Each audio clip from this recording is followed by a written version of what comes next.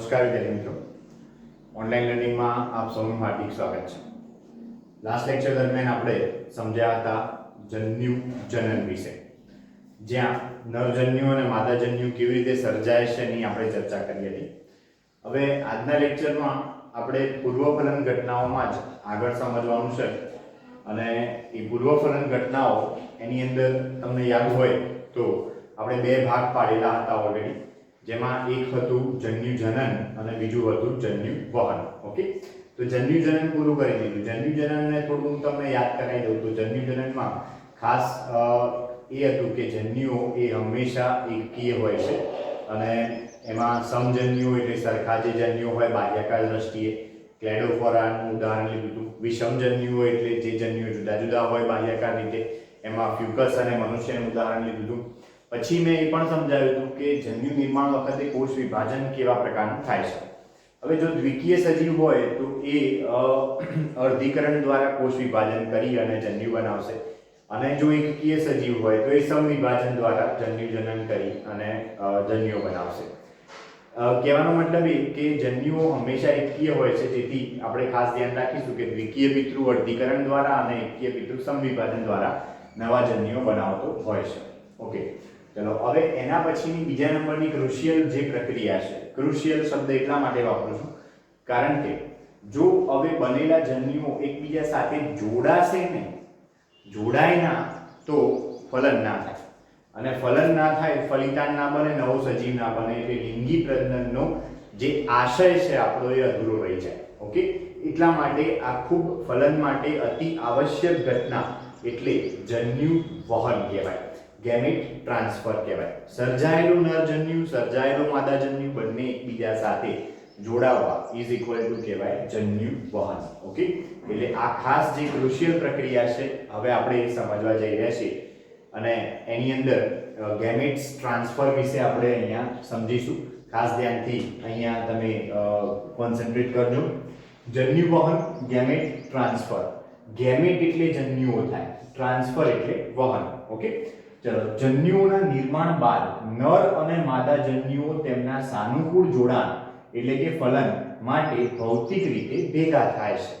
હવે સીધી બાબત છે આ કે જો જન્યુઓ ભેગા નહીં થાય તો ફલન નહીં થાય, એટલે એમના જોડાણ માટે એ ભેગા થાય છે, ભૌતિક રીતે બે એકબીજાની નજીક આવે છે, ભેગા થાય છે. મોટાભાગના સજીવોમાં નરજન્યુ ચલિત અને માદાજન્યુ અચલિત હોય છે. મોટાભાગના સજીવોની વાત કરીએ આપણે, અને જ્યારે આવું હોય ત્યારે આપણે એ જન્યુઓને શું કહીશું? વિષમજન્યુ, એનાઇસોગેમેટ્સ તરીકે આપણે એમને ઓળખીશું. ખાસ ધ્યાન રાખીશું, વિષમજન્યુ શબ્દ વાપરીશ હું એના માટે કે જ્યાં નરજન્યુ ચલિત હોય અને માદાજન્યુ અચલિત હોય ત્યારે એના માટે વિષમજન્યુ શબ્દ વપરાશે. ઓકે, તો મોટાભાગના સજીવો એમાં કેવું છે, નરજન્યુ જે છે એ ચલિત છે, સક્રિય છે, કશાધારી છે, નાનો છે અને એનું જ કામ છે માદાજન્યુ સુધી પહોંચવાનું.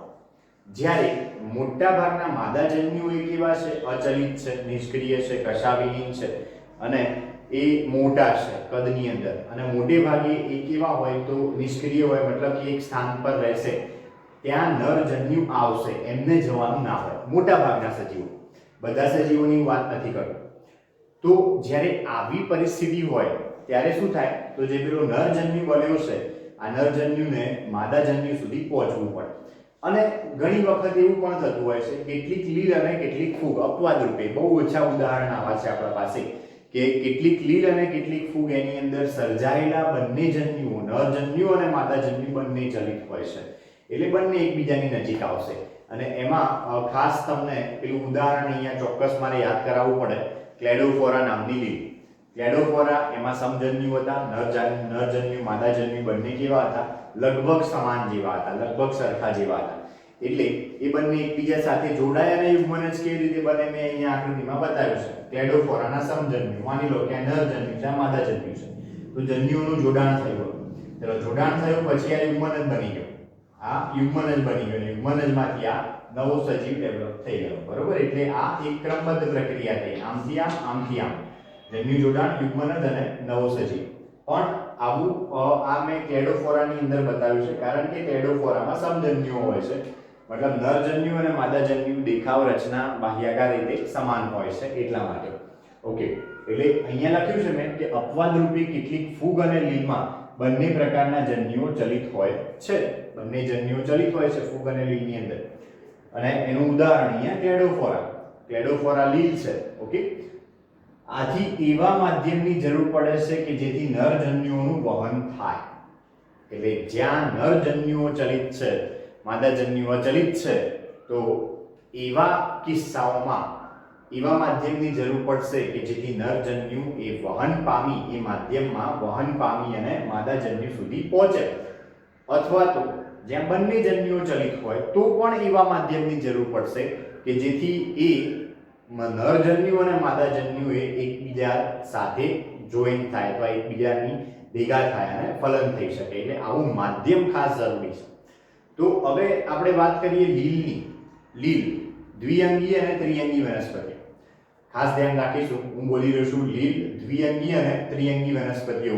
આ વનસ્પતિઓ એવી છે કે જેમાં નર જન્યુને ફલન માધ્યમ તરીકે એટલે કે માદા જન્યુ સુધી પહોંચવા માટે પાણીના માધ્યમની જરૂર પડે છે. યસ, ફરીથી બોલીશું. લીલ દ્વિઅંગી અને ત્રિઅંગી વનસ્પતિઓમાં નર જન્યુને માદા જન્યુ સુધી પહોંચવા માટે ફલન માધ્યમ તરીકે પાણીની જરૂર પડે છે. પાણીમાં નર જન્યુ એ વહન પામી અને માદા જન્યુ સુધી પહોંચતો હોય છે. બરાબર, ફલન માધ્યમ બરાબર ત્યાં પાણી કહેવાશે. ઓકે, એટલે અહીંયા લખ્યું છે કે આથી એવા માધ્યમની જરૂર પડે છે કે જેથી નર જન્યુનું વહન થાય. અને લીલ દ્વિઅંગી અને ત્રિઅંગીઓમાં વનસ્પતિઓમાં પાણીના માધ્યમ દ્વારા જન્યુઓ સ્થાનફેર પામતા હોય છે. આ ક્વેશ્ચન ખાસ અગત્યનો MCQ માટે. લીલ દ્વિઅંગી અને ત્રિઅંગી વનસ્પતિઓ એની અંદર ફલન માધ્યમ તરીકે શેની જરૂર પડશે? પાણીની જરૂર પડશે. અને પાણીની જરૂર પડતી હોવાથી આ બધી વનસ્પતિઓ એનું વિતરણ બહુ સીમિત છે. ખાસ ધ્યાન રાખીશું, કારણ કે એમને પ્રોપાગેટ થવા માટે એટલે કે લિંગી પ્રજનન કરવા માટે પાણી જોઈશે જ. પાણી વગર એમનું નરજન્યુ માદાજન્યુ સુધી પહોંચવાનું નથી. એટલે આવી વનસ્પતિઓનું વિતરણ બહુ સીમિત છે. લીલ દ્વિઅંગી ત્રિઅંગી સીમિત વિતરણ દર્શાવતી વનસ્પતિઓ. જ્યાં પાણી હોય ત્યાં જ ઉગી શકે, કારણ કે એમનું લિંગી પ્રજનનનો જે જીવન ચક્રનો તબક્કો છે એ જો પાણી નહીં હોય તો એ અટકી જશે, એટલા માટે. ઓકે, ચલો ત્યારબાદ મોટી સંખ્યામાં નરજન્યુઓ એ માદાજન્યુઓ સુધી પહોંચવામાં નિષ્ફળ જાય છે. વહન દરમિયાન ગુમાવાતા નરજન્યુઓની પૂર્તતા કરવા માટે માદાજન્યુની સરખામણીમાં નરજન્યુઓની સંખ્યા હજારો ગણી વધારે હોય છે. એકદમ સ્વાભાવિક બાબત છે. હવે માની લો કે મોટું તળાવ છે. ચલો, તળાવના પેલા છેડે એક લીલ છે, આ છેડે એક લીલ છે. તો હવે નરજન્યુ પેલા છેડે જે લીલ છે એ પેદા કરે છે નરજન્યુ, આ છેડે જે લીલ છે એ પેદા કરે છે માદાજન્યુ. તો હવે પેલા છેડાની જે લીલ હોય આ છેડાની લીલના માદાજન્યુ સુધી પહોંચવા માટે શું એક જ નરજન્યુ બનાવશે? તો એ નરજન્યુ કોઈ ગેરંટી કરી કે એક્ઝેક્ટ અહીંયા આવી જ જશે? ના, કેટલાય નરજન્યુઓ વેસ્ટ જવાના, ઘણા બધા નરજન્યુઓ વેસ્ટ જવાના માદાજન્યુ સુધી પહોંચવામાં. એટલે એમની સંખ્યા હંમેશા વધારે હોય, કારણ કે એ વેસ્ટ થવાના ચાન્સ વધારે છે. બરોબર, એટલે એ વેસ્ટ થવાના ચાન્સ વધારે હોવાથી એની સંખ્યાની પૂર્તતા કરવા માટે માદાજન્યુની સરખામણીમાં નરજન્યુઓની સંખ્યા હંમેશા ઘણી બધી વધારે હોય. ખાસ ધ્યાન રાખીશું, વેસ્ટ થવાના ચાન્સીસ વધારે હોવાના કારણે માદાજન્યુઓની સરખામણીમાં નરજન્યુઓની સંખ્યા ઘણી બધી વધારે હોય છે. નર અને માદા, એમાં ખાસ આપણે પુરુષની વાત કરીએ તો પુરુષ અને સ્ત્રીની અંદર પણ આવું જ છે. જેમ કે પુરુષની અંદર શુક્રકોષ જે છે એ ચલિત છે અને અંડકોષ જે છે એ અચલિત છે. હવે શુક્રકોષને અંડકોષ સુધી પહોંચવાનું હોય છે. હવે એટલા માટે શું થાય કે અંડકોષ એક જ ઉત્પન્ન થાય, દર 28 દિવસે એક જ અંડકોષ પેદા થાય. પણ શુક્રકોષો એ 3 થી 4 ml જેટલા વીર્યની અંદર 2 થી 3 મિલિયન જેટલા શુક્રકોષો હોય છે. બરોબર, એટલે એટલા બધા શુક્રકોષો હોય છે કે જેથી એ વચ્ચે નષ્ટ થઈ જાય તો પણ એકાદ બે કે 10-15 પણ ત્યાં સુધી પહોંચવામાં સફળ રહેશે અને તો જ ફલન થઈ શકશે. એટલે કહેવાનો મતલબ એ કે રસ્તામાં વેસ્ટ થવાના ચાન્સ એ નરજન્યુના વધારે હોય છે. એટલે હંમેશા યાદ રાખીશું કે એવા કિસ્સાઓ કે જ્યાં નરજન્યુ ચલિત હોય માદાજન્યુ અચલિત હોય એવા કિસ્સાઓમાં હંમેશા નરજન્યુઓની વેસ્ટ થવાના ચાન્સીસ વધુ હોવાથી એની સંખ્યાની પૂર્તતા કરવા માટે નરજન્યુઓની સંખ્યા માદાજન્યુઓની સંખ્યાની સરખામણીમાં ઘણી વધારે હોય છે. ઓકે, હજારો ગણી વધારે હોય છે. ઓકે, ત્યારબાદ આવૃત બીજધારી વનસ્પતિમાં પરાગરજ એ નરજન્યુઓનું વહન કરે છે અને અંડક એ અંડકોષોનું વહન કરે છે. તમે બીજું ચેપ્ટર શીખી રહ્યા છો, પરાગરજની રચના તમે શીખી ચૂક્યા છો. તો પરાગરજની રચનાની અંદર પરાગરજ એટલે શું? લઘુબીજાણુ. હવે લઘુબીજાણુની અંદર કઈ પ્રક્રિયા ચાલે? નરજન્યુ જનન. અને આ નરજન્યુ જનનના અંતે શું પેદા થાય? તો નરજન્યુ પેદા થાય. એટલે આવૃત બીજધારી વનસ્પતિની જો આપણે વાત કરીએ છીએ તો એમાં પરાગરજની અંદર કયો જન્યુ હોય છે? નરજન્યુ હોય છે. કારણ કે પરાગરજ ઇઝ ઇક્વલ ટુ લઘુબીજાણુ. ઓકે, અને લઘુબીજાણુમાં કયો જન્યુ પેદા થાય? હંમેશા નરજન્યુ પેદા થાય. એટલે એ વહન કરશે, નરજન્યુનું વહન કરશે, આવો શબ્દ વાપરી શકાય. કારણ કે પરાગનયન કરી અને એ પરાગરજને સ્ત્રીકેસરના પરાગાસન ઉપર પ્રસ્થાપિત કરવાની હોય છે. અને ત્યારબાદ પરાગનલિકાનો વિકાસ થાય ને એ નરજન્યુઓ ભલે અચલિત છે પણ એ પરાગનલિકાના માધ્યમ દ્વારા અંડક સુધી પહોંચે અને અંડકમાં મુક્ત થાય, ત્યારબાદ ફલનની પ્રક્રિયા થાય. આ બધું તમે ચેપ્ટર નંબર 2 માં ડિટેલમાં શીખશો. ઓકે, ચલો ત્યારબાદ અહીંયા લખ્યું છે આપણે કે પરાગાશયમાં સર્જાતી પરાગરજનું ફલન પહેલા પરાગાસન પર સ્થાનાંતર થવું જરૂરી છે. ફરીથી અહીંયા ખાસ હું તમને યાદ અપાવી દઉં કે પરાગરજ એની અંદર નરજન્યુ છે, અંડકમાં માદાજન્યુ છે. તો નરજન્યુને માદાજન્યુ સુધી પહોંચાડવાનું હોય તો શું કરવું પડે? તો જે પરાગરજ સર્જાઈ છે એ પરાગરજનું અંડક સુધી વહન કરવું પડે. અને આ વહન ઇઝ ઇક્વલ ટુ આપણે સ્ત્રીકેસરના પરાગાસન પર પરાગરજનું સ્થાનાંતર થવાની પ્રક્રિયા ઇઝ ઇક્વલ ટુ આપણે કહીએ છીએ પોલિનેશન. પોલિનેશન એટલે કે પરાગનયન. ઓકે, એટલે અહીંયા મેં લખ્યું છે કે વટાણા જેવી સ્વફલિત દ્વિલિંગી વનસ્પતિઓમાં પરાગાશય અને પરાગાસન એકબીજાની ખૂબ નજીક હોવાના કારણે પરાગરજનું પરાગાસન પર સ્થાપન એ પ્રમાણમાં સરળ છે. ચલો અહીંયા શબ્દ આપણે સમજવા માટે હું અહીંયા એક સામાન્ય સમજૂતી દર્શક આકૃતિ લઉં છું. લખ્યું આપણે કે વટાણા જેવી સ્વફલિત વનસ્પતિ. સ્વફલિત વનસ્પતિઓ એટલે શું? તો જેની અંદર સ્વફલન વધારે જોવા મળતું હોય, મતલબ કે એના ને એના નરજન્યુ એ એના ને એના માદાજન્યુનું ફલન કરતા હોય. લાઈક માની લો કે આ વટાણાનું પુષ્પ છે. જસ્ટ ફોર એક્ઝામ્પલ, સમજવા માટેની આકૃતિ, બરોબર? એની અંદર આ છે માની લો કે પુકેસર અને આ છે માની લો કે સ્ત્રીકેસર. આ એનું બીજાશય. બીજાશયની અંદર આવેલો હોય જરાયુ, જરાયુ પર ચોટેલા હોય અંડકો. તો વટાણામાં જનરલી સ્વફલન જોવા મળે છે. એમાં પરાગાશય આ પુકેસર છે તો આ એનું શું કહેવાશે? પરાગાશય કહેવાશે. અને એનો નીચેનો ભાગ આ ભાગ એ શું કહેવાશે? તંતુ કહેવાશે. આ બે ભાગ કોના? પુકેસરના ભાગ. જ્યારે આ સ્ત્રીકેસર છે આ તો સ્ત્રીકેસરના ત્રણ ભાગ. ઉપરનો ભાગ એને કહીશું આપણે પરાગાસન, નીચેનો ભાગ એને કહીશું પરાગવાહિની અને સૌથી નીચેનો ફૂલેલો ઉપસેલો ભાગ એને કહીશું બીજાશય. આ ત્રણ સ્ત્રીકેસરના ભાગ જે તમે બધું ચેપ્ટર નંબર 2 માં શીખશો. તો જ્યારે આવું હોય કે ભાઈ પરાગાશય અને પરાગાસન નજીક હોય તો અહીંયાથી પરાગરજ ઉડી અને અહીંયા આવવાના ચાન્સીસ બહુ વધી જતા હોય છે. ફરીથી બોલું છું, જ્યારે પરાગાશય અને પરાગાસન બહુ નજીક હોય ત્યારે પરાગાશયમાં ઉત્પન્ન થતી પરાગરજ એનું એના એ જ પુષ્પના પરાગાસન ઉપર પ્રસ્થાપિત થવાના ચાન્સીસ ઘણા વધી જતા હોય છે. એટલે આમાં કોઈ ખાસ તમને પરાગનયનની જરૂર નહીં પડે, પરાગવાહકોની જરૂર નહીં પડે. જનરલી સાદી રીતે જ આ નજીક આવશે એટલે આ પ્રક્રિયા થઈ જશે. ઓકે, એટલે અહીંયા લખ્યું છે કે ફરીથી હું વાંચું છું કે વટાણા જેવી સ્વફલિત દ્વિલિંગી વનસ્પતિમાં પરાગાશય અને પરાગાસન એકબીજાની ખૂબ નજીક હોવાને કારણે પરાગરજનું પરાગાસન પર સ્થાપન એ પ્રમાણમાં સરળ છે. નજીક આવશે પવનના કારણે એટલે એની પરાગરજ એ પરાગાસન ઉપર સ્થાપિત થઈ જશે. જેથી પરાગાશયમાંથી મુક્ત થતી પરાગરજ એ તરત જ પરાગાસનના સંપર્કમાં આવી જાય છે. એના માટે કોઈ વિશિષ્ટ પરાગવાહકોની જરૂર પડતી નથી. એના માટે કોઈ વિશિષ્ટ પ્રક્રિયાની જરૂર પડતી નથી. ઓકે, પણ હવે જ્યારે આવું ના હોય ત્યારે શું થાય એ સમજીએ.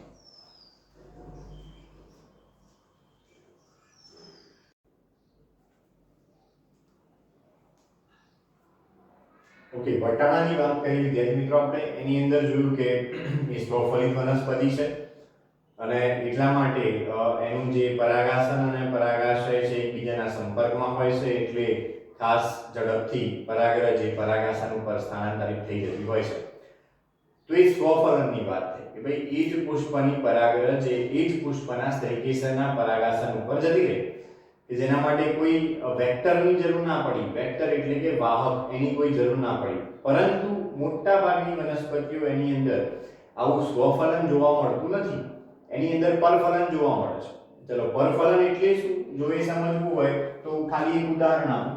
માની લો કે આ એક વનસ્પતિ છે, આ વનસ્પતિનું આ એક પુષ્પ છે. ઓકે, આની અંદર પેદા થાય છે પરાગરજ.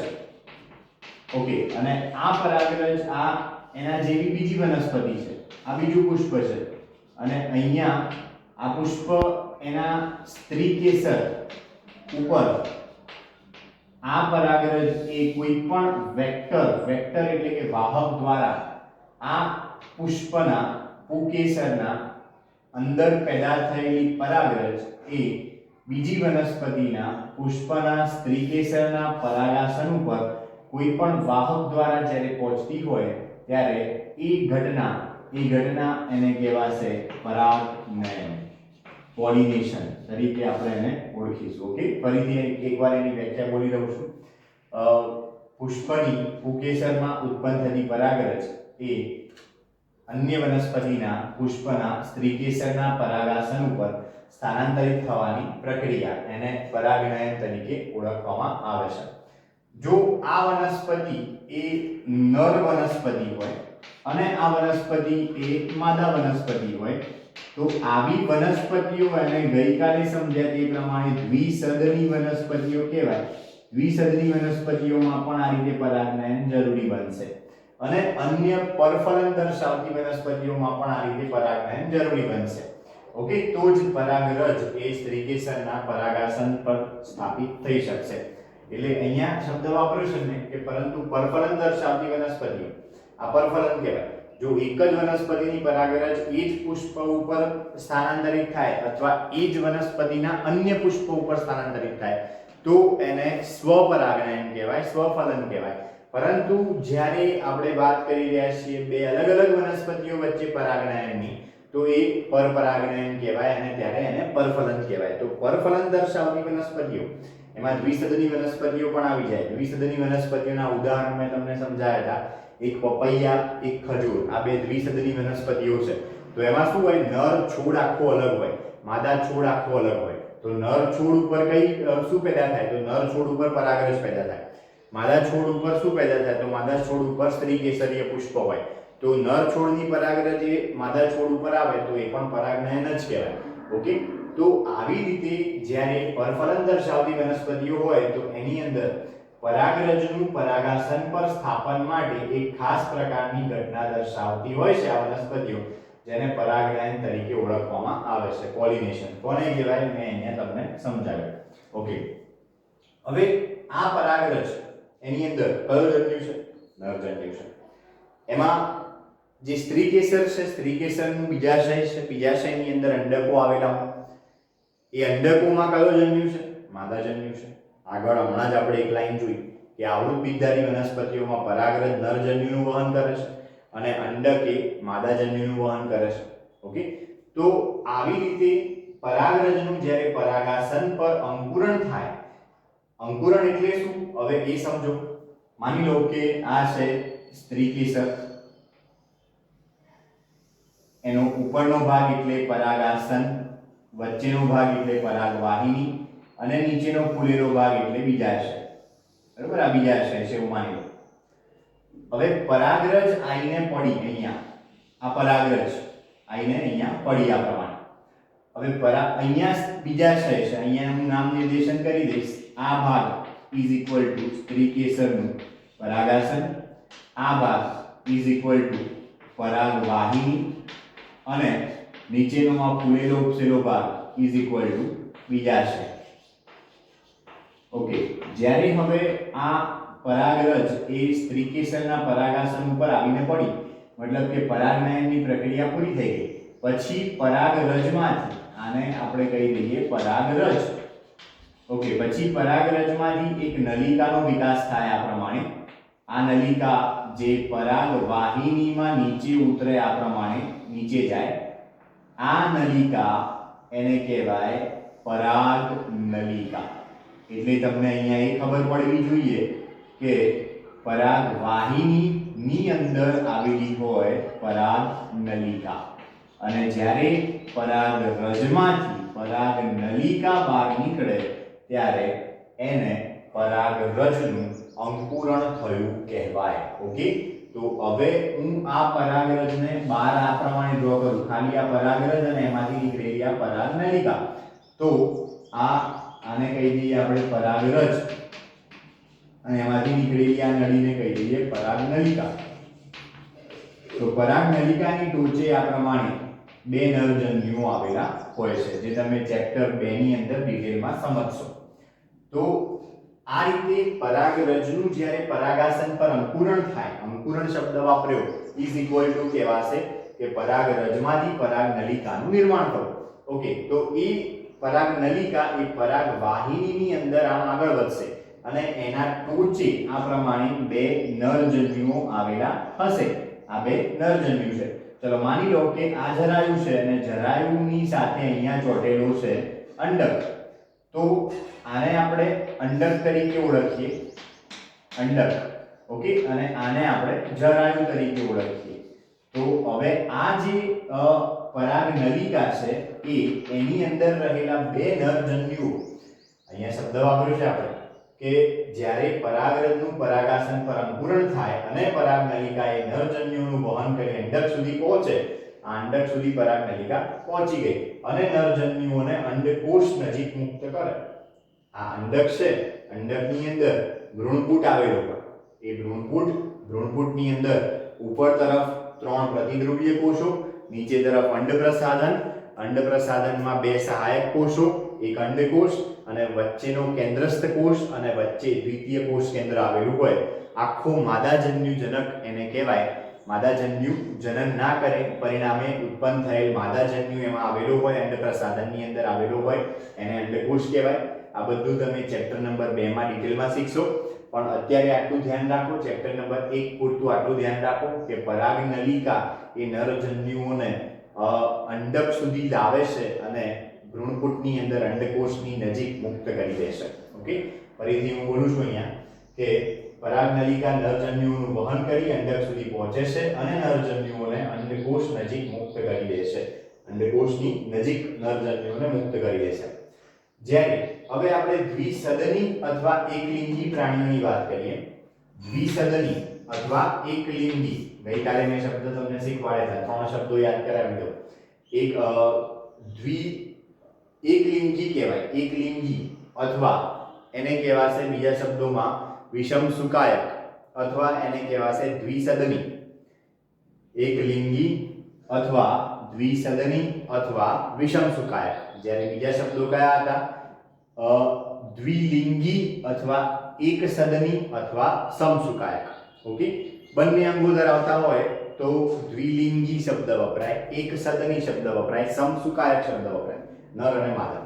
પણ જો ખાલી નર અથવા ખાલી માદા પ્રજનન અંગો ધરાવતા હોય તો એના માટે એકલિંગી અથવા દ્વિસદની અથવા વિષમસુકાયક શબ્દ વપરાય. હવે પ્રાણીઓની વાત કરીએ તો મનુષ્ય સહિતના મોટાભાગના જે ઉચ્ચ કક્ષાના પ્રાણીઓ છે એ બધા કેવા છે? દ્વિસદની પ્રાણીઓ છે, એટલે કે એકલિંગી પ્રાણીઓ છે. તો એની અંદર જે નરજન્યુ પેદા થાય એ નરજન્યુને એના માદાજન્યુ સુધી પહોંચાડવા માટે આ પ્રાણીઓએ કોઈ ચોક્કસ પ્રકારની ક્રિયાવિધિ વિકસિત કરેલી હોવી ખૂબ જરૂરી છે. તો જ એમનો નરજન્યુ એ એમના માદાજન્યુ સુધી પહોંચવામાં સફળ જશે. ઓકે, એટલે અહીંયા આપણે લખ્યું છે કે દ્વિસદની અથવા એકલિંગી પ્રાણીઓમાં નર અને માદાજન્યુઓ સ્વતંત્ર રીતે જુદા જુદા સજીવોમાં સર્જાય છે. કારણ કે એકલિંગી પ્રાણીઓની વાત કરી છે, મતલબ નર પ્રાણીઓમાં નરજન્યુ પેદા થશે અથવા શુક્રકોષ પેદા થશે અને માદા પ્રાણીની અંદર માદાજન્યુ અથવા તો અંડકોષ પેદા થશે. ઓકે, એટલે એ જુદા જુદા સજીવોમાં સર્જાય, આપણે એવું કહી શકીશું. તેથી આવા સજીવોમાં જન્યુ વહન માટે ખાસ પ્રકારની ક્રિયાવિધિ વિકસાવેલી હોવી જોઈએ. તો જ એનો નરજન્યુ એના માદાજન્યુ સુધી પહોંચી શકે.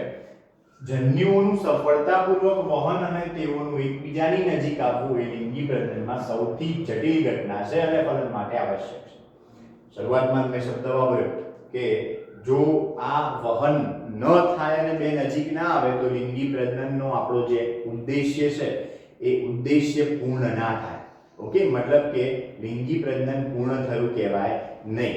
તો જન્યુઓનું સફળતાપૂર્વક વહન થવું અને એકબીજાની નજીક આવવું, જો આ ઘટના એ ના થાય તો આગળ ફલન થઈ શકે નહીં. એટલે આ ઘટનાને લિંગી પ્રજનન માટેની ખૂબ આવશ્યક ઘટના, ખૂબ જ આવશ્યક ઘટના, ખૂબ જ જટિલ ઘટના કહેવામાં આવે છે, કારણ કે બેને ભેગા કરવાના છે. ઓકે, એટલે ક્રિટિકલ શબ્દ અહીંયા વાપરેલો છે કે આ વહન, જન્યુ વહન એ લિંગી પ્રજનનની સૌથી જટિલ ઘટના છે, ક્રિટિકલ ઘટના છે.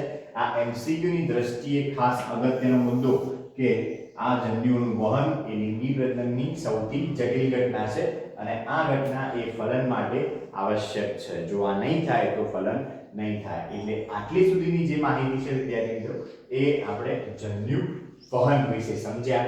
અને અહીંયા સુધીનો જે મુદ્દો હતો આપણો is equal to pre fertilisation events. Pre fertilisation events એટલે પૂર્વ ફલન ઘટનાઓ. ચલો હવે લિંગી પ્રજનનને આપણે 3 ભાગમાં ડિવાઈડ કર્યું છે, તમને ખબર છે. એક પૂર્વ ફલન ઘટનાઓ, બીજું ફલન અને પશ્ચ ફલન ઘટનાઓ.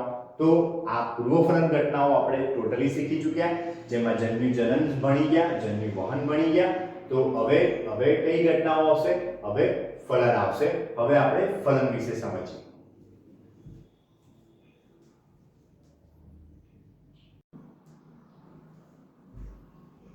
ઓકે વિદ્યાર્થી મિત્રો, હવે જન્યુ વહન સમજ્યા બાદ આ જે અત્યાર સુધી આપણે જોઈએ પ્રી ફર્ટિલાઇઝેશન ઇવેન્ટ્સ હતી બધી, એટલે કે પૂર્વ ફલન ઘટનાઓ હતી. હવે મેઇન જે ઘટના છે ફલનની ઘટના, એના વિશે આપણે સમજવું છે. ફલન, જેને ઇંગ્લિશમાં ફર્ટિલાઇઝેશન તરીકે ઓળખવામાં આવે છે. હવે એક સીધી વાત છે કે ફલન કોને કહેવાય? તો નરજન્યુ માદાજન્યુના જોડાણની પ્રક્રિયા, એને ફલન કહેવાય. જોડાણ એટલે શું? તો યુગ્મન. યુગ્મ એટલે જોડવું, કે જ્યારે નરજન્યુ અને માદાજન્યુ એકબીજા સાથે જોડાય છે ઇઝ ઇક્વલ ટુ કહેવાય જન્યુ યુગ્મન. અને આ જન્યુ યુગ્મનની પ્રક્રિયા ઇઝ ઇક્વલ ટુ કહેવાય ફલનની પ્રક્રિયા. ઓકે, એટલે બેઝિકલી એક જ વસ્તુ અહીંયા મગજમાં આપણે ક્લિયર રાખીશું કે નરજન્યુ અને માદાજન્યુના જોડાણની પ્રક્રિયા ઇઝ ઇક્વલ ટુ ફલનની પ્રક્રિયા. અને આવું જન્યુ યુગ્મન એ થવું ખૂબ જરૂરી લિંગી પ્રજનન માટે. કારણ કે જો જન્યુ યુગ્મન નહીં થાય, બે નરજન્યુ માદાજન્યુ એકબીજા સાથે નહીં જોડાય, તો શું થશે? તો આગળ લિંગી પ્રજનનની પ્રોસેસ થઈ શકશે નહીં. એટલે જન્યુ યુગ્મન એ ખૂબ જરૂરી પ્રક્રિયા છે. લિંગી પ્રજનન દર્શાવતા સજીવોમાં જન્યુ યુગ્મન ખૂબ જરૂરી પ્રક્રિયા છે. જન્યુ વહન માટે શબ્દ વાપર્યો આપણે, જટિલ પ્રક્રિયા છે, ક્રિટિકલ પ્રોસેસ છે આખી. અને અહીંયા જન્યુ યુગ્મન એ પણ ખૂબ આવશ્યક પ્રક્રિયા છે. અને આ ઘટના એના માટે ટૂંકમાં સરસ શબ્દ વાપરેલો છે કે લિંગી પ્રજનન માટેની સૌથી આવશ્યક જીવંત ઘટના ઇઝ ઇક્વલ ટુ જન્યુઓનું જોડાણ. બરોબર, આ એમસીક્યુ માટે ખાસ અગત્યનો મુદ્દો. ફરીથી બોલી રહ્યો છું કે લિંગી પ્રજનન માટેની સૌથી આવશ્યક જીવંત ઘટના શું છે? જન્યુઓનું જોડાણ થવું એ છે. આ પ્રક્રિયા એને જન્યુ યુગ્મન કહેવાય છે. જન્યુ યુગ્મન, નરજન્યુ માદાજન્યુનું જોડાણ. જોડાણ થવું બરાબર યુગ્મન થવું, અને યુગ્મ એટલે જોડવું, જેને ઇંગ્લિશમાં સિનગેમી તરીકે ઓળખવામાં આવે. સિનગેમી, SYNGAMY, સિનગેમી કહે છે. હવે નરજન્યુ માદાજન્યુ બંને કેવા? એકકીય. N નરજન્યુ, N માદાજન્યુ. ચલો હવે આ બંને એકબીજા સાથે જોડાય એટલે 2N, twice N, દ્વિકીય બંધારણ ધરાવતો યુગ્મન જ અથવા ફલિતાંડ બને, જેને ઇંગ્લિશમાં ઝાયગોટ કહેવાય. એટલે કે નરજન્યુ અને માદાજન્યુ એકબીજા સાથે જોડાઈ દ્વિકીય યુગ્મન જ, એટલે કે ડિપ્લોઇડ ઝાયગોટ, દ્વિકીય ફલિતાંડ એટલે કે ડિપ્લોઇડ ઝાયગોટ નું નિર્માણ કરે છે. N plus N is equal to 2N. N કેમ? તો યાદ અપાવી દઉં કે જન્યુઓ હંમેશા કેવા હોય? એકકીય હોય. ઓકે, તો એ બંને જોડાય એટલે દ્વિકીય યુગ્મનનું નિર્માણ થાય. એટલે અહીંયા શબ્દ વાપર્યો છે આપણે કે આ પ્રક્રિયાને જન્યુ યુગ્મન કહે છે, જેના પરિણામે દ્વિકીય યુગ્મન જ સર્જાય છે, ડિપ્લોઇડ ઝાયગોટ સર્જાય છે. અને આ બંને સમાનાર્થી શબ્દો થઈ ગયા. કયા બંને? જન્યુ યુગ્મન અને ફલન એકબીજાના સ્વરૂપાંતરિત શબ્દો થઈ ગયા. એ ફલન પણ કહી શકો તમે અથવા જન્યુ યુગ્મન પણ કહી શકો, બંને સેમ જ છે, સમાનાર્થી શબ્દો છે. એટલે જન્યુ યુગ્મન બરાબર ફલન, આવો શબ્દ મેં અહીંયા વાપર્યો છે. હવે બુકમાં એક પ્રશ્ન પૂછ્યો છે કે જો જન્યુ યુગ્મન ન થાય તો શું? હવે એક સીધી વાત છે કે જન્યુયુગ્મન ન થાય તો આગળ પશ્ચફલન ઘટનાઓ બધી અટકી જશે, ફલન પણ અટકી જશે. એટલે ખાલી જન્યુ જનન અને જન્યુ વહન થયું પણ આગળની પ્રોસેસ બધી અટકી ગઈ. ફલન નથી થતું, જન્યુયુગ્મન નથી થતું એટલે ફલન નથી થતું, ફલન નથી થતું એટલે એના પાછળની પશ્ચફલન ઘટનાઓ થતી નથી, નવો સજીવ અસ્તિત્વમાં આવતો નથી. એટલે લિંગી પ્રજનન અ કાઇન્ડ ઓફ ફેલ્યોર કહેવાય એને, એ એક નિષ્ફળતા કહેવાય લિંગી પ્રજનનની. તો આગળ નવા સજીવનું નિર્માણ થશે નહીં જો જન્યુયુગ્મન ન થાય તો. ઓકે, ચલો તો એના પછી એક ખાસ અગત્યનો શબ્દ અહીંયા આપણને આપવામાં આવેલો છે અસંયોગી જનન, પાર્થેનોજેનેસિસ. બહુ જ અગત્યનો શબ્દ છે આ, ખૂબ સમજવાલાયક શબ્દ છે. આગળ તમે જે જનીન વિદ્યાવાળા ચેપ્ટર આવે છે, ચેપ્ટર નંબર 5, એની અંદર પણ આ શબ્દ એ આવશે અને એ વખતે પણ તમારે આને યાદ કરવો પડશે કોન્સેપ્ટને. ખાસ ધ્યાનથી સમજી લેજો. આમ નવો શબ્દ નથી પણ ફરી એકવાર હું ડિટેલમાં સમજાવી દઉં છું. અસંયોગી જનન, ઇંગ્લિશમાં એને પાર્થેનોજેનેસિસ કહેવાય. એટલે શું? તો જ્યારે ફલન વગર માદા જન્યુમાંથી, શબ્દ હું વાપરું છું ફલન વગર માદા જન્યુમાંથી જ્યારે નવો સજીવ અસ્તિત્વમાં આવે એ ઘટનાને કહેવાય અસંયોગી જનન. એટલે કે ફલન વગર જ અંડકોષ એ શેમાં ફેરવાઈ જાય? યુગ્મનજમાં ફેરવાઈ જાય અને એમાંથી નવો સજીવ અસ્તિત્વમાં આવી જાય ત્યારે એ બાબત એને અસંયોગી જનન તરીકે ઓળખવામાં આવે. અને એની અંદર કેટલાક ઉદાહરણો આવે કે રોટિફર્સ નામના સજીવો, મધમાખી, કેટલીક ગરોળીઓ અને ટર્કી જેવા પક્ષીઓ. ફરીથી શબ્દો હું વાપરી રહ્યો છું, આ બધા એમસીક્યુ માટે અગત્યના. મધમાખી, કેટલીક ગરોળીઓ, રોટિફર્સ અને ટર્કી જેવા પક્ષીઓ, એની અંદર આ ઘટના જોવા મળે છે. કઈ ઘટના? અસંયોગી જનન. એટલે શું? તો ફલન વગર માદાજન્યુમાંથી નવા સજીવના નિર્માણની ઘટના, એને અસંયોગી જનન કહીશું, પાર્થેનોજેનેસિસ કહીશું. ઓકે, તો અહીંયા શબ્દ આપણે વાપરેલા છે, બુકના શબ્દોને ક્લિયર કરીએ કે કેટલાક સજીવો જેવા કે રોટિફર્સ, મધમાખી અને કેટલીક ગરોળીઓ, પક્ષીઓ, ટર્કી જેવા પક્ષીઓ વગેરેમાં માદાજન્યુ એ ફલન વગર વિકાસ પામીને નવો સજીવ બનાવે છે ત્યારે એ બાબત એને અસંયોગી જનન તરીકે ઓળખીશું. ઓકે, ચલો હવે અહીંયા આપણે ચર્ચા કરવા બેઠા છીએ જન્યુયુગ્મનની, ફલનની. હવે ફલન ક્યાં થઈ શકે? તો આમાં બે પોસિબિલિટી છે, ખાસ ધ્યાન રાખીશું કે નરજન્યુ અને માદાજન્યુ જો શરીરની બહાર ભેગા થતા હોય, આજુબાજુના માધ્યમમાં એટલે કે પાણીમાં ભેગા થતા હોય તો એ ફલન એને કહેવાય બાહ્ય ફલન, એક્સટર્નલ ફર્ટિલાઇઝેશન. અને જો નરજન્યુ અને માદાજન્યુ એ સજીવ શરીરમાં ભેગા થતા હોય, શરીરની અંદર, દેહની અંદર ભેગા થતા હોય તો એવું ફલન એને અંતઃફલન કહેવાય, ઇન્ટરનલ ફર્ટિલાઇઝેશન કહેવાય. આ એક સરળ સામાન્ય કોન્સેપ્ટ છે. ફરી એકવાર હું બોલી રહ્યો છું કે જ્યારે નરજન્યુ અને માદાજન્યુ એ સજીવ દેહની બહારના માધ્યમમાં એટલે કે પાણીમાં જો ભેગા થાય છે તો એને આપણે કહીશું એક્સટર્નલ ફર્ટિલાઇઝેશન એટલે કે બાહ્ય ફલન. અને જો નરજન્યુ અને માદાજન્યુ એ સજીવ દેહમાં એટલે કે માદા દેહની અંદર ભેગા થાય છે તો આપણે એને કહીશું ઇન્ટરનલ ફર્ટિલાઇઝેશન એટલે કે અંતઃફલન. આવા બે ફલનના પ્રકાર આવે. ઓકે, તો જન્યુયુગ્મન બે જગ્યાએ થઈ શકે એટલે કે ફલન બે જગ્યાએ થઈ શકે. બહારના માધ્યમમાં પાણીમાં એટલે કે શરીરની બહાર ઇઝ ઇક્વલ ટુ બાહ્ય ફલન, અને અંદરના માધ્યમમાં, અંદરનું માધ્યમ એટલે દેહની અંદર, માદા શરીરની અંદર ઇઝ ઇક્વલ ટુ કહેવાય અંતઃફલન, ઇન્ટરનલ ફર્ટિલાઇઝેશન. આમ બાહ્ય ફલન અને અંતઃફલન, ફલનના આ બે પ્રકારો થયા. અને એની અંદર બીજી અન્ય માહિતી શું આવે એ આપણે સમજીએ છીએ. જેમ કે બાહ્ય ફલન છે, ઉદાહરણ આપો. ચલો દેડકો આવે, અસ્થિમત્સ્ય આવે. અસ્થિમત્સ્યને ઇંગ્લિશમાં બોનીફિશ કહેવાય. એ બધા પાણીમાં છે. ચલો હવે આમાં શું થાય? જ્યારે દેડકામાં પ્રજનનની ઘટના થતી હોય ત્યારે નર દેડકો એ માદા દેડકા ઉપર સવાર થાય. નર દેડકો એ માદા દેડકા ઉપર સવાર થાય, બંને પાણીમાં હોય, અને માદા દેડકો એ પાણીમાં પોતાના અંડકોષો મુક્ત કરે, અને એટ ધ સેમ ટાઈમ નર દેડકો પણ પાણીમાં પોતાના અંડકોષો મુક્ત કરે. ચલો અહીંયા એક પ્રશ્ન આવે કે હવે જો આ બંને પ્રાણીઓ નર દેડકો અને માદા દેડકો એ પોતાના અંડકોષો અને શુક્રકોષો એ પાણીની અંદર મુક્ત જો એક જ સમયે ના કરે તો શું થાય? જો માદા દેડકાએ અંડકોષ મુક્ત કર્યા પણ એ સમયે નર દેડકો શુક્રકોષ મુક્ત કરી શકતો નથી તો ફલન ના થાય.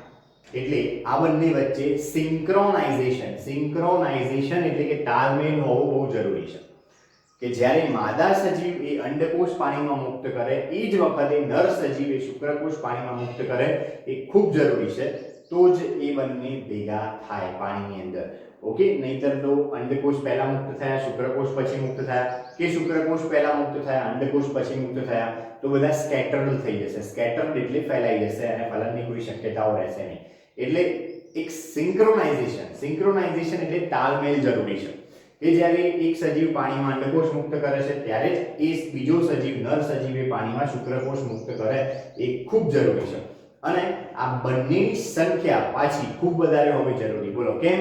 તો આ બંને એ વેસ્ટ થવાના ચાન્સ બહુ વધી જાય છે અહીંયા પણ કે ભાઈ અંડકોષો પણ ઘણા બધા વેસ્ટ થાય, શુક્રકોષો પણ ઘણા બધા વેસ્ટ થાય. યુગ્મન જ બંને બને એ જરૂરી નથી. દરેક અંડકોષ અને દરેક શુક્રકોષ યુગ્મન જ બનાવશે એ જરૂરી નથી, કારણ કે વેસ્ટ થવાના ચાન્સીસ વધારે છે. ઓકે, એટલે પુષ્કળ પ્રમાણમાં અહીંયા પાણીમાં અંડકોષો અને પુષ્કળ પ્રમાણમાં પાણીમાં શુક્રકોષો અહીંયા મુક્ત થતા હોય કે જેથી અહીંયા સંતતિઓ પણ પુષ્કળ પ્રમાણમાં સર્જાતી હોય છે. ઓકે, અને બીજી વસ્તુ કે સંતતિ ચલો ક્યાં બની? અંડકોષ શુક્રકોષ ક્યાં ભેગા થયા? પાણીમાં ભેગા થયા. અને પાણીમાં ભેગા થયા એટલે પાણીમાં જ નવી સંતતિ બનશે. એટલે આવી જે સંતતિ છે એને ભક્ષકો એ ખાઈ જશે. આવી સંતતિ એ પુખ્તતા સુધી પહોંચે ત્યાં સુધીમાં ઘણા બધા ભક્ષકો એને ખતમ કરી નાખશે, પૂરી કરી નાખશે, ખાઈ જશે, ખોરાક તરીકે ઉપયોગમાં લઈ લેશે. એટલે આવી જે સંતતિ છે એને એક સરસ શબ્દ બુકની અંદર વાપરેલો છે કે બાહ્ય ફલન દ્વારા પેદા થયેલી જે સંતતિ છે એને પુખ્તતા સુધી પહોંચવા માટે ભયજનક તબક્કામાંથી પસાર થવું પડે છે. ભયજનક તબક્કામાંથી એટલે કે ભક્ષકો દ્વારા એની નષ્ટ થવાની સંભાવનાઓ વધારે છે. એટલા માટે ભયજનક તબક્કામાંથી એમને પસાર થવું પડે છે. એટલે મોટી સંખ્યામાં અહીંયા સંતતિ બનતી હોય, મોટી સંખ્યામાં, કારણ કે અહીંયા ભયજનક તબક્કો આવે છે. એટલે માની લો કે એક સાથે 2 થી 3000 યુગ્મન જ બન્યા તો એમાંથી 1500 યુગ્મન જ કે ઇવન 1700-1800 યુગ્મન જ એ તો ભક્ષકો દ્વારા ખવાઈ જશે. 200-300 યુગ્મન જ એવા હશે કે જે બચીને સરળતાથી પુખ્તતા સુધી પહોંચી શકશે અને પછી એમાંથી સજીવ નવો ડેવલપ થઈ શકશે. મતલબ કે એમાંથી નવા દેડકા પુખ્ત દેડકા બનશે. તો એ બહુ ઓછી માત્રા હોય, કારણ કે બાકીના જે સજીવો છે, બાકીના જે યુગ્મન છે એ બધા ભક્ષકો દ્વારા ખવાવવાની બહુ સંભાવના અહીંયા હોય છે. એટલે કે બાહ્ય ફલન એનો મુખ્ય ડિસએડવાન્ટેજ એટલે કે મુખ્ય ગેરફાયદો શું છે? તો અહીંયા જે સંતતિઓ છે એમને પુખ્તતા સુધી પહોંચવા માટે ભયજનક તબક્કામાંથી પસાર થવું પડે છે, કારણ કે શરીરની બહાર છે એટલા માટે એ ભક્ષકો દ્વારા ખવાઈ જવાની વધુ સંભાવના છે. ઓકે, તો અહીંયા બુકના શબ્દોમાં આપણે એને સમજીએ તો જન્યુ યુગ્મન ક્યાં થાય છે? તો મોટાભાગના જલદ સજીવો જેવા કે મોટાભાગની લીલ, માછલીઓ અને ઉભયજીવીઓમાં જન્યુ યુગ્મન બાહ્ય માધ્યમ એટલે કે પાણીમાં થાય છે. બાહ્ય ફલન દર્શાવતા સજીવોના ઉદાહરણ થઈ ગયા ખાસ અગત્યનો એમસીક્યુ. લીલ, માછલીઓ અને ઉભયજીવીઓમાં બાહ્ય ફલન જોવા મળે છે એ પાણીમાં થાય છે. એટલે કે સજીવ દેહની બહાર આ પ્રકારનું જોડાણ બાહ્ય ફલન કહેવાશે, એક્સટર્નલ ફર્ટિલાઇઝેશન કહેવાશે. અને બાહ્ય ફલન દર્શાવતા સજીવોમાં જાતિઓ વચ્ચે અગત્યનો તાલમેલ જોવા મળે છે, સિંક્રોની જોવા મળે છે. જાતિઓ મતલબ શું? તો નર અને માદા એમના વચ્ચે અગત્યનો તાલમેલ, કારણ કે શુક્રકોષ અંડકોષ એક જ સમયે પાણીમાં મુક્ત થવા જરૂરી અને આસપાસના માધ્યમમાં પાણીમાં તે મોટી સંખ્યામાં જન્યુઓ મુક્ત કરે છે એક જ સમયે, જેથી જન્યુ યુગ્મનની તક વધે છે. સ્વાભાવિક છે, એક જ સમયે મુક્ત કરશે એટલે ફલનની તકોમાં વધારો થશે. અસ્થિવસ્ય જેને ઇંગ્લિશમાં બોનીફિશ કહેવાય છે, બોનીફિશ ખાસ નામ યાદ રાખીશું, બોનીફિશ, અસ્થિવસ્ય અને દેડકાની અંદર મોટી સંખ્યામાં આ રીતે સંતતિઓ પેદા થતી હોય છે બાહ્ય ફલન દ્વારા. અને આનો મુખ્ય ગેરફાયદો મેં હમણાં ચર્ચામાં લીધું એ પ્રમાણે કે સંતતિઓ એ ભક્ષક દ્વારા નાશ પામવાની સંભાવના ખૂબ વધી જાય છે. આમ તેમને પુખ્તતા સુધી પહોંચતા પહેલા ભયજનક તબક્કામાંથી પસાર થવું પડે છે. આ બાબત થઈ બાહ્ય ફલનની બાબત. હવે અંતઃફલન સમજીએ.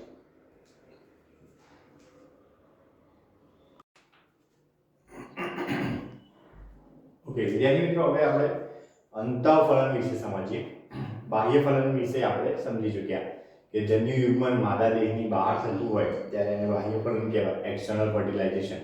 અને જ્યારે આવા ફલનની આપણે જો ચર્ચા કરીએ તેમાં ઉદાહરણ આવે જલદ સજીવો, મોટાભાગની જે લીલ છે એ, અસ્થિમત્સ્ય, ઉભયજીવીઓ, આ બધી અંદર બાહ્ય ફલન જોવા મળતું હોય છે. પરંતુ હવે અંતઃફલન એટલે શું, જો આપણે એની ચર્ચા કરીએ. અંતઃફલન એટલે ઇન્ટરનલ ફર્ટિલાઇઝેશન. અને એટલે શું, તો જ્યારે જન્યુ યુગ્મન એ સજીવ દેહની અંદર થાય ત્યારે એને અંતઃફલન કહેવાય. નરજન્યુ અને માદાજન્યુઓ એનું જોડાણ સજીવ દેહની અંદર થાય, માદા દેહની અંદર થાય ત્યારે આપણે એને અંતઃફલન તરીકે ઓળખીએ છીએ. ઓકે, અને અંતઃફલન દર્શાવતા સજીવોમાં ઉદાહરણ આપણે કયા કયા લઈ શકીએ, તો મોટાભાગના સ્થળજ સજીવો, મતલબ કે જે જમીન ઉપર રહેનારા સજીવો છે બધા. ફૂગ પણ એની અંદર આવી જશે. એ સિવાય આપણે સરીસૃપ પ્રાણીઓ આવી જશે, વિહંગ આવી જશે, સસ્તન આવી જશે, મનુષ્ય પણ એની અંદર આવી જશે.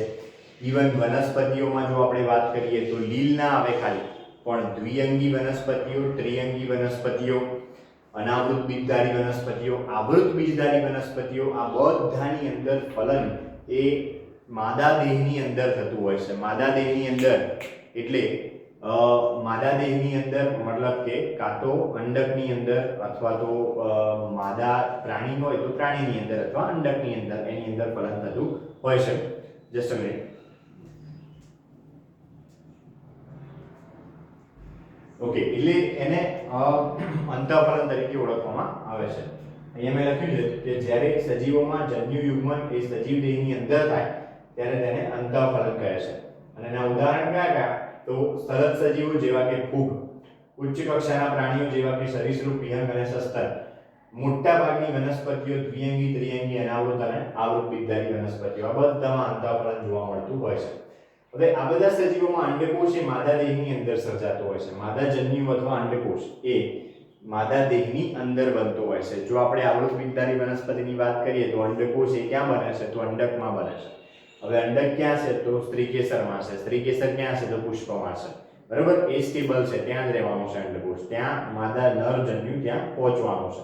એટલે માદા દેહની અંદર અથવા તો શરીરની અંદર થયું કહેવાય આ ફલન જે છે. ઓકે, જ્યાં તેમનું નરજન્યુ સાથે જોડાણ થાય છે. અંડકોશ માદા દેહની અંદર હોય, એનું નરજન્યુ સાથે ત્યાં જોડાણ થશે. બરાબર, પુરુષને આપણે મનુષ્યની વાત કરીએ તો મનુષ્યમાં પણ એવું છે કે અંડકોશ એ સ્ત્રીની અંદર સર્જાતું હોય.